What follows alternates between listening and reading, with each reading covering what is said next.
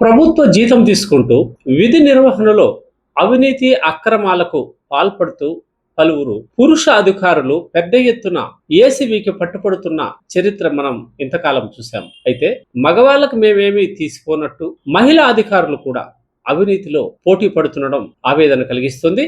ఇలాంటి సంఘటన ఒకటి ఈరోజు ఆంధ్రప్రదేశ్లో జరిగింది.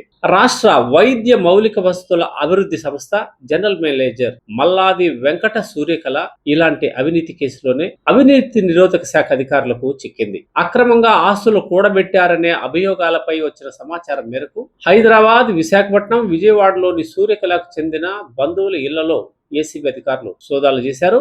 4 చోట్ల ఏకకాలంలో చేసిన తనిఖీలలో విలువైన ఆస్తులు బయటపడినట్లు తెలుస్తోంది. ఈ సోదాలు ఇంకా కొనసాగుతున్నట్లు ఏసీబీ అధికారులు తెలిపారు.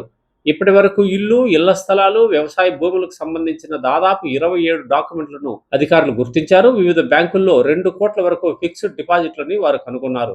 సూర్యకళ నివాసంలో 9 లక్షల నగదు, బంగారం, వెండి ఆభరణాలు, 2 కార్లు గుర్తించారు. వీటి విలువ 6 కోట్లకు పైగా ఉంటుందని అధికారులు అంచనా వేశారు. సూర్యకళను అరెస్టు చేసినట్లు ఏసీబీ అధికారులు ఇదివరకే ప్రకటించారు.